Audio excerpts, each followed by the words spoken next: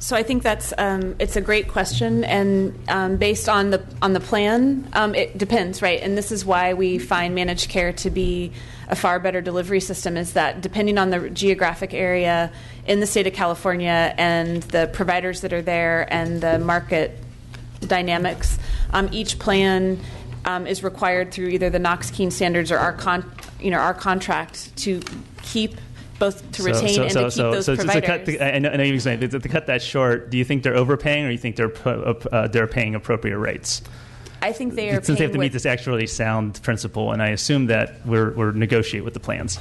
I think that the plans are paying appropriate rates to the providers to make sure that they are staying in their network and continuing to see the patients that we are sending to them. Okay. I think the plans on a case-by-case basis are making that work in their area. So I guess then the question is, if the plans, as they're negotiating, and I'm sure that you negotiate hard with them, and they're negotiating with the providers, and they have to meet these standards, if they're paying 10 to 25% more than the fee-for-service rates, shouldn't we be, and I realize it's only, but still a lot of people, 3 million, I think that's a lot of people, shouldn't we be thinking about raising our fee-for-service rates, using that as a benchmark? Because certainly, if that's the best the plans can do, why are we paying so much less on the fee-for-service side? I'll go after you. Go ahead. So I think that there's it's not as easy to make a comparison on a managed care capitated rate versus a fee-for-service rate basis, right? Because each plan, again, when they're negotiating with their providers, may be paying them on a capitated rate. So for, say, a medical group, they would say, we want to assign 5,000 lives to you, and for that, PM, we're going to send you X number of dollars. That's not necessarily going to break out in an equivalent fee-for-service rate increase or decrease. Let's say this way. I mean, they should be somewhat comparable, right?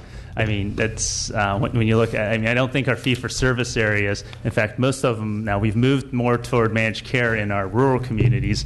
But I actually think that many of the fee-for-service, the people who are remaining fee-for-service, are actually either greater specialties or underserved areas, because it's the urban area. The larger populations are easier to do managed care. It's been harder to do it, but I think that the nature of the populations that are probably still in fee for service, I would argue that perhaps actually be paid even probably have more challenges, and I would expect the rates to be even higher. So if the managed care is already paying, and I realize it's not a direct translation, 10 to 25% more, at least that should be somewhat of a benchmark for what we should be paying on the fee-for-service side to be sure we serve all our MediCal patients, not just the 80% managed care, at rates that are appropriate to at least get somewhat equivalent access within the MediCal program itself.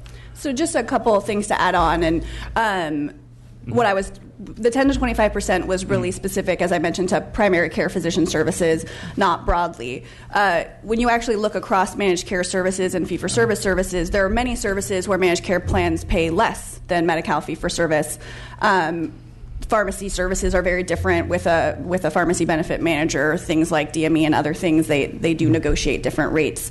And that's actually why we've been able to then institute additional changes in our fee-for-service system, like with our lab services and things like that we've actually looked to managed care on the other way, where managed care is actually paying less than fee-for-service. So I did want to be clear that it's not across the board on that. Sure. The other thing I do think is important to note is the 20% of the population that is in fee-for-service, for the most part, is our limited scope emergency services population, which aren't really they don't have coverage under Medi-Cal for primary care services. It's really for emergency room and inpatient hospital services. So I do think that's another important thing to think about in terms of where are the services that are covered in managed care that are critical in managed care that are different for our fee-for-service population, given that a lot of that 3 million is a population that doesn't have coverage through our program for outpatient and primary care services. But what I'm hearing is, therefore, that's a smaller number. In fact, it even have less of an impact on the state budget if we actually got their fee-for-service rates up. That's what I'm hearing from you. It was more that if we changed physician rates, particularly if that was the comment, that wouldn't actually impact the access in it for the populations that you're talking about, because physician services are not generally covered as much in fee-for-service. Well, there are some. Absolutely. Yes, there are more than some. I mean, as someone who is a Medi-Cal provider, and then I guess the other question is that in terms of flexibility.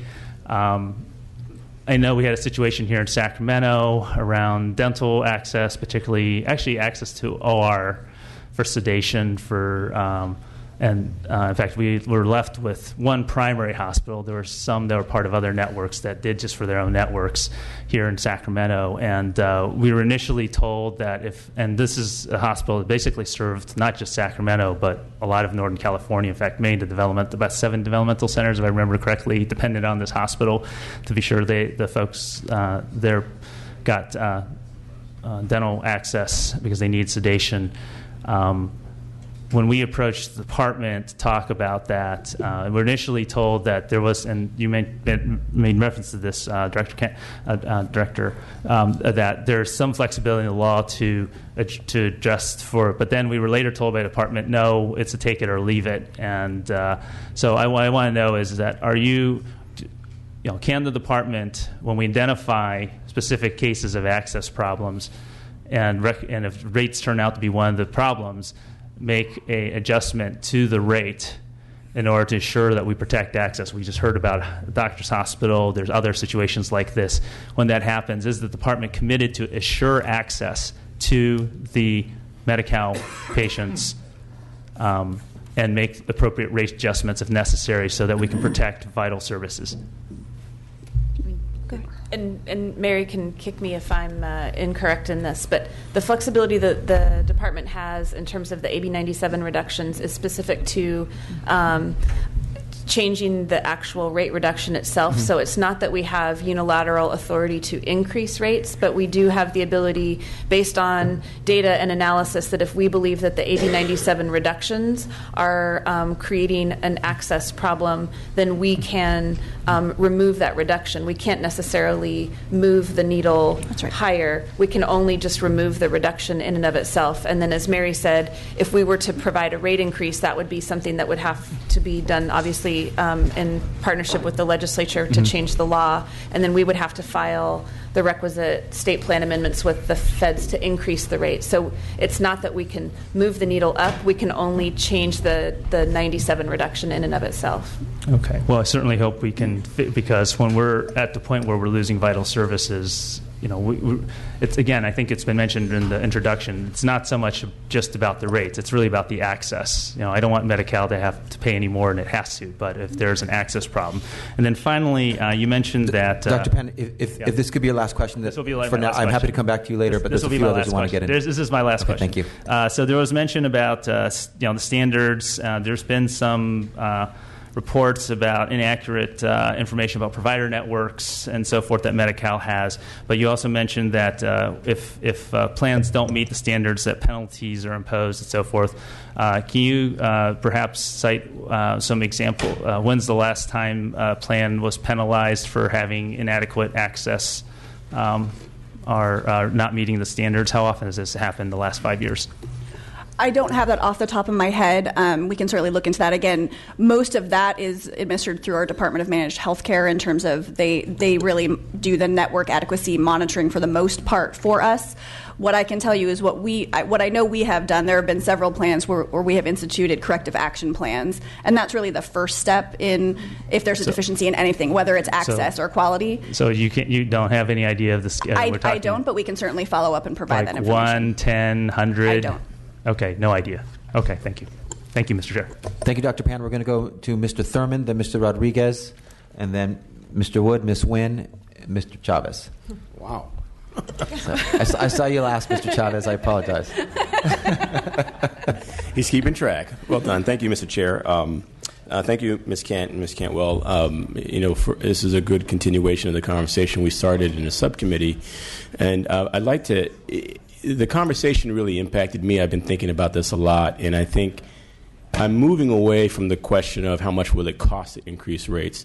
I'm more interested now in what is the cost to not increasing rates on physical health, on dental health, and on mental health. And if you've got an answer to that, if you've analyzed the costs to our public systems, our emergency rooms, and just untreated what could be preventative costs that get escalated to more severe costs. If you have some thoughts about that, I'd like to hear them. If you don't, I'd like that to be our ongoing conversation in the health committees and in our subcommittees and in the ultimate conversation about how we increase rates. I'm also still impacted by the conversation we had about the limited availability of dental providers because of where the MediCal rates are. And I know that, Ms. Cantwell, you wanted to take some time to talk about plans to improve that. If there's any new information, I'd like to hear that. Ms. Kent, if you have any thoughts about the cost to us for not increasing rates on physical health, mental health, and dental health, I'd be interested in those answers. Okay. I think it's a conversation that has been had, for years in terms of what can the state and or can the federal government do. I mean, the reason that the Affordable Care Act was enacted in 2010 was precisely because of this conversation, which is the cost of having individuals not have health insurance coverage was just too significant. And so the Affordable Care Act was really kind of a national statement that, changes needed to be made because individuals were being negatively affected in their jobs, from job lock, bankruptcies, and significant debt was being accrued for individuals who didn't have coverage, and they were otherwise having to pay out of pocket for costs that were otherwise not borne by their insurance.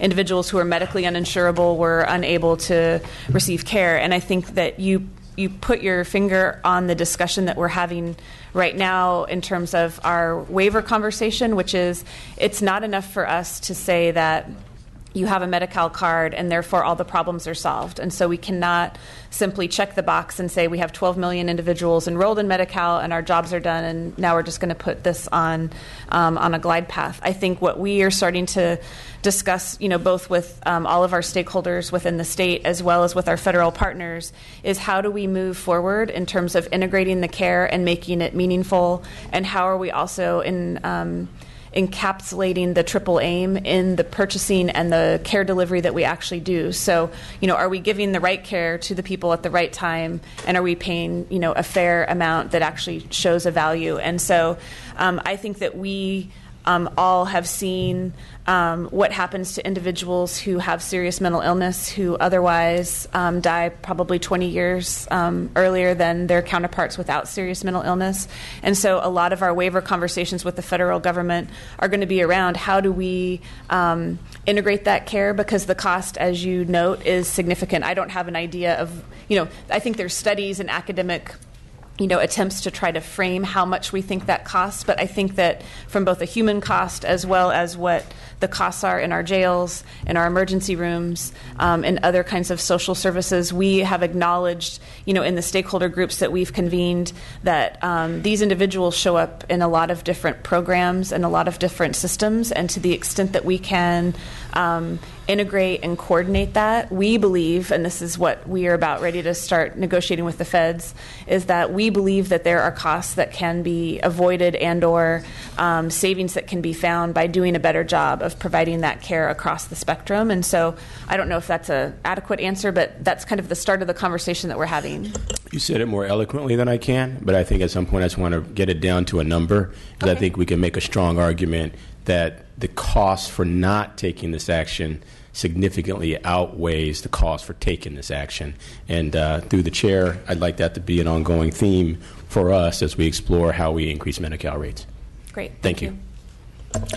I can't remember what your question was. Well, when we tell us again what the percentage of particularly young people who can't get a dentist because the MediCal rates are so low. You said a statistic in our meeting that just staggered me, that many kids can't see a dentist. And what are we doing about it? That's what I'm asking. Sure. So the statistic we use is how many children have seen a dentist in the last 12 months. And right now we're in the 55% range, which obviously is something we want to work to increase. We are working with CMS. Their oral health initiative goal is that we increase particularly preventive service use of dentistry for kids 0 to 6 by 10 percentage points. And so we're working on some of the things we chatted about in the assembly budget subcommittee, including the use of the mobile dental vans. We should have that up and running in 3 of our counties, our rural counties. I can't remember them off the top of my head. I believe Alpine and Amador are 2 of them. I can't remember the third, by the end of this month or next month, particularly focusing on school sites really as the place to make it easier for kids to access dental services. And then one of the other elements that we're working on that will be coming out in the next couple of weeks, as Jennifer mentioned, we have our Medicaid waiver renewal coming, and one of the key elements that we're proposing, in addition to all the things that were already mentioned, is how do we target incentive arrangements for not only provider participation, but the increased use of dental preventive services for children. So there's a couple of the things that we're working on right now, but we're continuing to explore and work particularly with our contractor, Delta Dental, to figure out what other elements can we do here to help increase utilization of these services.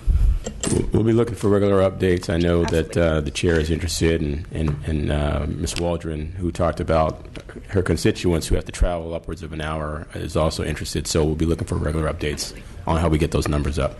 Thank you. Thank you, Mr. Thurman. Really appreciate your question and your framing of the issue. We'll definitely follow up. Mr. Rodriguez. Yes, thank you, Chair, for this very informative meeting today on healthcare. So I'm going to look at a little bit different direction. We talk a lot about accessibility, which is huge.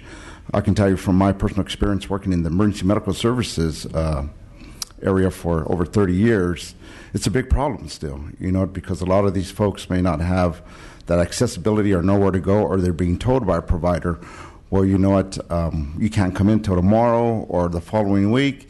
So guess what they do? They call 911. And we're going to come and take them to the hospital. And that is one of the most expensive forms of treatment, not to mention the burden it puts on the services of EMS throughout the state. Predominantly, all of my experience has been in Southern California, the LA County area. So it continues to this day.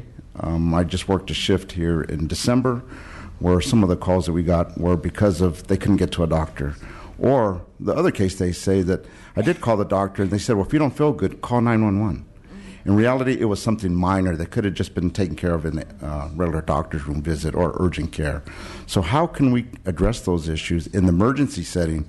Because the burden it puts on the EMS system, not to mention our local hospitals across the state. And have we ever looked at that and see how those fees and services are being addressed, and what do we go out from here to the future?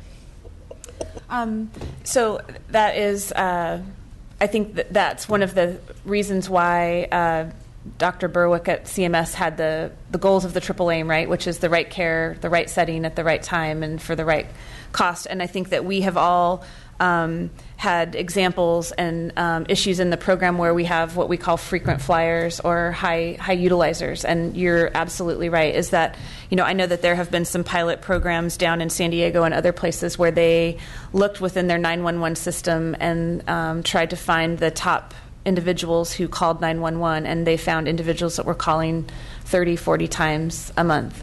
And so those individuals require a very, very high touch set of services and supports in order to make sure that you are addressing both. Usually there's a mental health and or a physical health need, and as well as maybe housing and some substance abuse services and some other types of things. But I think in large part, there was a study that was done, and I have a copy back at my seat that I am happy to provide the committee as well, done by Blue Shield Foundation in January, where they surveyed low-income individuals in MediCal and said, are you happy with your services?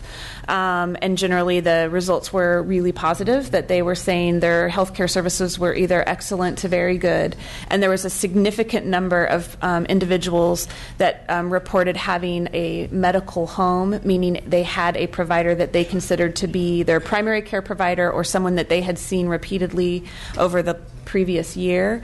And I think that is absolutely what we're trying to hit for an overall goal with the population broadly, which is we want individuals to have a primary care provider that they feel is theirs, that they can call, and to the extent that there are other services that help fill in the gaps between office hours or appointment availability, such as the use of urgent care centers or on-call nurse advice lines, things like that.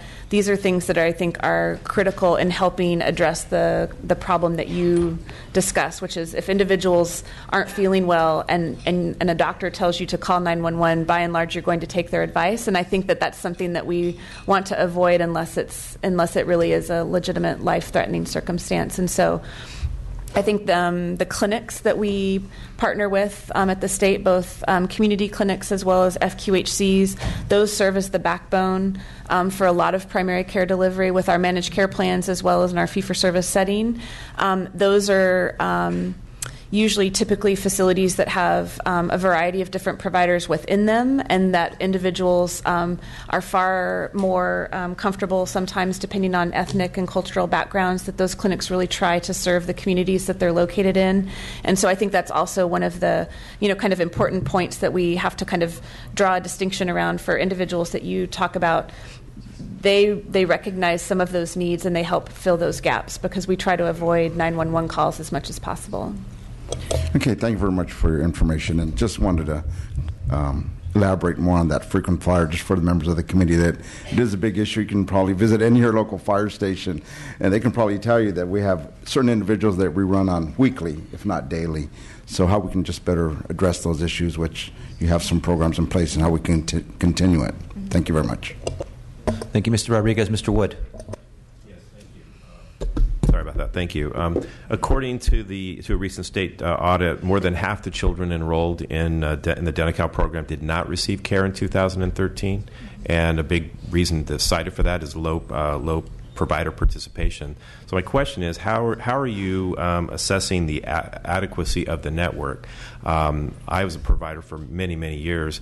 Don't ever recall getting any sort of survey or comment or to get an idea of what I was doing for new patients. So, and I'm also, as a follow-up to that, what the 10% rate cut that happened, what did that do to your providers, or do you know? Because, like I said, I never received any sort of questions or to know if I was even a part of the network any longer. Yeah, sure. So we work with our fiscal intermediary, Delta Dental, who administers our MediCal program for us. I do know that the data that I have with me today indicated that dental participation in terms of enrolled providers that had actually applied and been approved and entered into the MediCal system actually went up.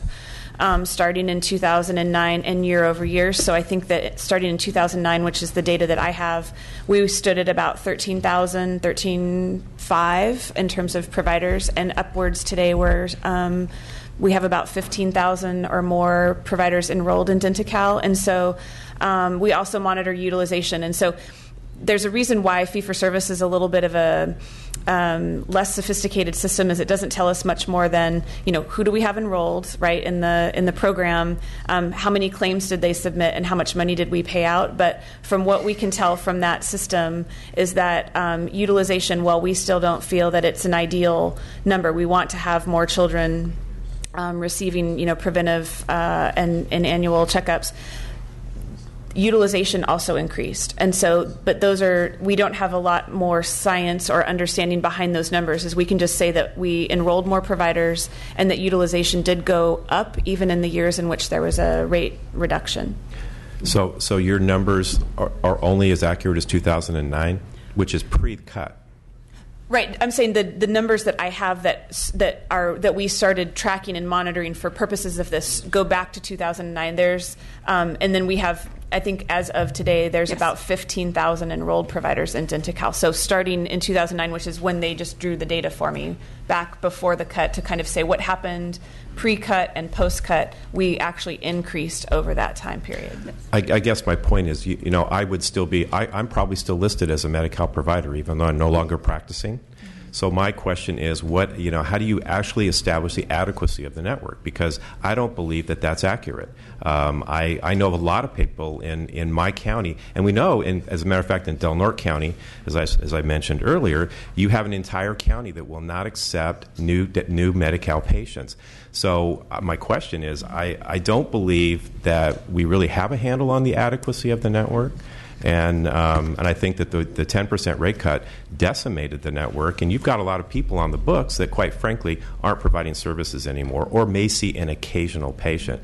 So I would hope that we would at some point get some more accurate data to reflect what's really happening out there, because when I talk to fellow providers, the number of people participating has dropped dramatically, and there is a feeling, there's certainly a feeling in some of the community that part of these rate cuts are maybe a way to drive the fee-for-service system out of business, more or less. And in areas like mine, where I practiced, a small rural community, pretty hard to participate in managed care. Really, really difficult, because there isn't the provider, there isn't the population to be able to serve that. So I really do question the numbers, and I hope that at some point we get some adequacy, some real numbers, or fresh numbers, so we can really see what the provider network is, because I believe it's much lower than what your numbers might indicate.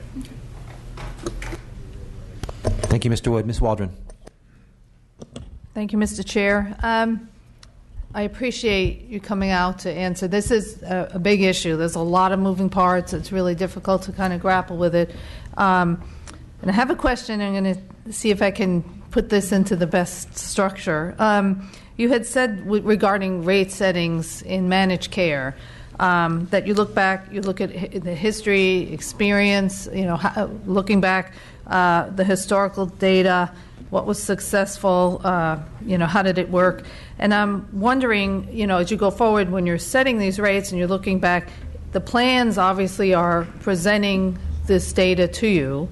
And I'm wondering how adequate the data is that they're bringing, because as we look at what's going on in healthcare now, not only with all of the insurance issues, but the new innovations that are coming out, the new pharmaceuticals, the new treatments, and when we talk about access, it's not just being able to walk into a doctor's office, but it's actually having access to those life-saving drugs that can help them. So without just looking back, because we didn't have those innovations if we always look back, how successful are we with our rates in ensuring that we're going to meet the needs of the future?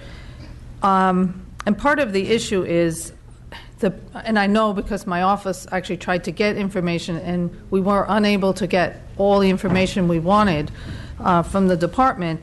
Things like privacy issues come into play when you're starting to try to get into integral data, patient data, as well as implementation issues. When we're looking at costs, it's not just, okay, this is the cost to treat, but there's other things that are surrounding that, including the formularies and step therapy, and how much are we actually spending when folks are going through step therapy and failing before they finally get the drug that they need, and the cost associated with that. And I think all of that kind of wraps into the rates eventually.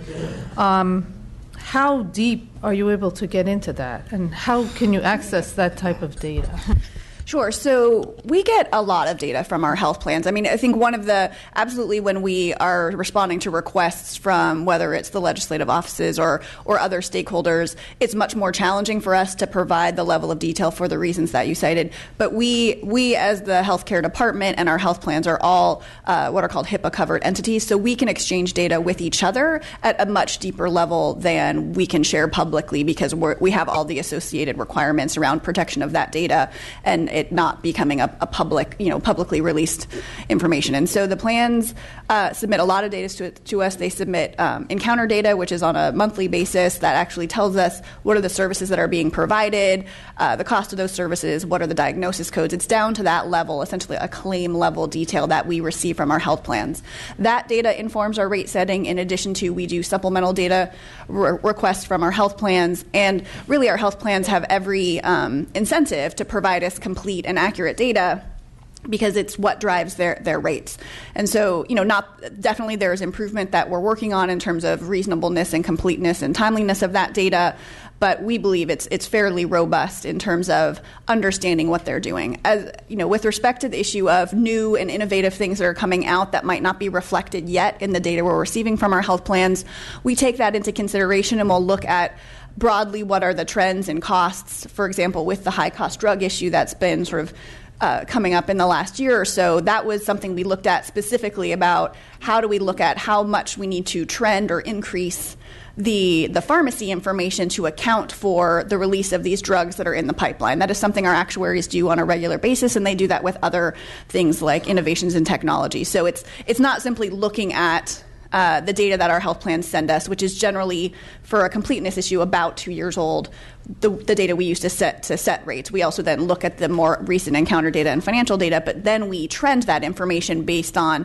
national and state trends that we need to take into account these changes in the delivery system that have happened since the time period of the data we've received.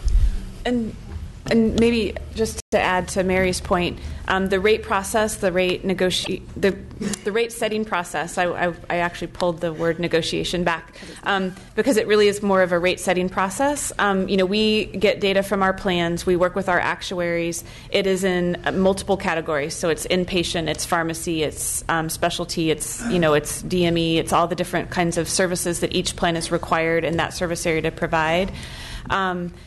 We have a range that we are allowed to pay when we submit ranges to CMS for our rates. And so we have a low, we have a midpoint, and we have a high range that we could pay our plans for those categories. We, as a state, have always paid at the low end of the range in terms of what we can do. And so plans also, there's a moderate amount of money that we allow for admin and other types of, for profit, but those are held to a very small percentage overall, and that's basically the rate that's developed is given to the plans, and that is what it is. So it's not necessarily a negotiated rate. We build their rates based on their cost. We make a couple of adjustments and factors, but overall, it's not something that we have a lot of give and take. They are always welcome to come back to us and say, we believe the data is incorrect, or you may have trended this too aggressively. But by and large, we are the ones that are setting the rate, and that's what's established. Mm-hmm. Thank you.